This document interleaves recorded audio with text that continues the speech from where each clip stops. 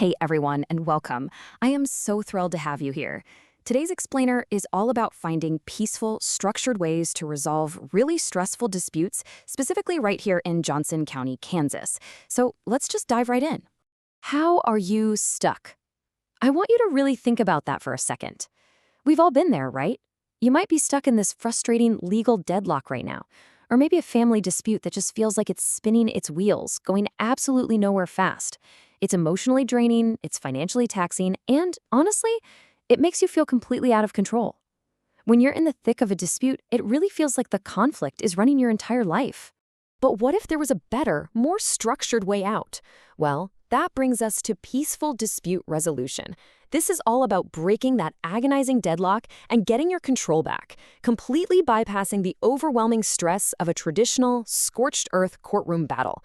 Just imagine replacing the anxiety of a judge's gavel with a calm, structured conversation. That is the exact power we're exploring today. Here is our roadmap for today. We're going to cover 1. Stuck in a deadlock. 2. Understanding mediation basics. 3. Navigating family law disputes. 4. Resolving eviction conflicts. 5. Mediation versus arbitration. And finally, 6. The power of avoiding court. We're going to demystify this entire process step by step. Section 1. Stuck in a deadlock. It's really important we acknowledge the emotional and financial agitation that comes with standard litigation. The source material puts it perfectly. Going through a legal fight can be hard, but it does not always need to go to court. You literally do not have to subject yourself to the grueling, adversarial court system to figure things out. Moving on to Section 2, Understanding Mediation Basics. Let's break down what this alternative path actually looks like. So let's define alternative dispute resolution, or ADR for short. It's basically settling disagreements without going to court by using a fair, neutral third party. The big takeaway here is that a mediator guides the conversation, so everyone gets heard, but they absolutely never pick sides. They aren't a judge. They're more like a facilitator of peace. They help keep tempers from flaring and focus all that energy on finding a genuinely mutually beneficial outcome. All right, Section 3, Navigating Family Law Disputes. Let's see how this practically applies to some of the most emotionally charged cases in Johnson County. We're talking property division, child custody, spousal support, parenting plans. These are incredibly sensitive, heavy issues, right? They dictate the future of an entire family. Specialized mediators help families discuss these specific topics respectfully. So instead of a judge just handing down a rigid, generic ruling from a bench, parents can actually find creative, custom solutions that truly protect the best interests of their kids and set everyone up for a healthier future. Now, even with mediation, you're still dealing with a legal process. To demystify things a bit, here are the actual Kansas court forms required to start a divorce before a mediated settlement becomes an official court order. You'll need the petition for divorce to literally start the case, the civil information sheet to provide necessary case data to the court system, and the request and service instruction form to direct exactly how those papers are served. Knowing this up front just makes the whole mountain seem a bit easier to climb, doesn't it? Shifting gears to Section 4, Resolving Eviction Conflicts. This is another massive area of stress covered by Johnson County services. Johnson County actually has a highly specific program for landlord and tenant disputes.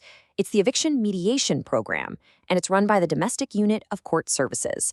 It's designed to help renters and landlords sit down together and solve really pressing issues, like missing rent or lease violations, without immediately dragging everyone into a super tense district court battle.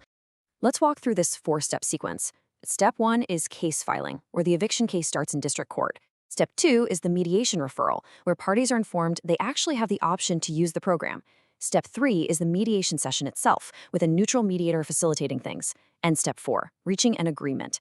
The absolute beauty of this is that if Step 4 works, the parties sign a legally binding agreement that can keep a formal eviction entirely off the tenant's record, while still getting the landlord a reliable solution. It is literally a win-win. Okay, Section 5, Mediation versus arbitration. We really need to clarify how much power you keep in these different processes. The crucial difference is just this. A mediator facilitates talks, but you stay 100% in control of the final agreement. If you don't like it, you don't sign it. It's that simple. An arbitrator, on the other hand, they act way more like a private judge. They look at the facts and make a final, legally binding decision that you have to follow, whether you like it or not. Mediation ensures that you make the rules and retain your own agency the entire time. Let's jump to our final section, the power of avoiding court. Let's summarize the massive advantages of skipping traditional litigation. We really want to hammer home 3 core benefits here. First up, confidentiality. Unlike very public court battles where your life is basically on display, your records and your discussions stay entirely private. Second is control. You make the agreement, nobody forces it on you. You're completely holding the reins. And third, cost effectiveness. It is vastly cheaper than a long, drawn-out court case with endless lawyer fees.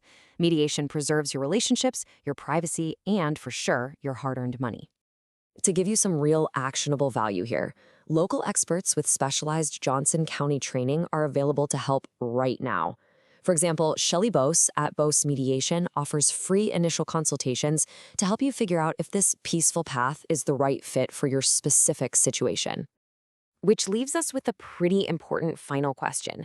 When conflict arises, will you choose the courtroom's battle or your own peaceful resolution? The power is entirely in your hands. Taking control of your disputes doesn't mean fighting harder. It means finding a smarter, much more structured path to peace. Thank you so much for joining me for this explainer. I hope you found it illuminating, and as always, keep learning.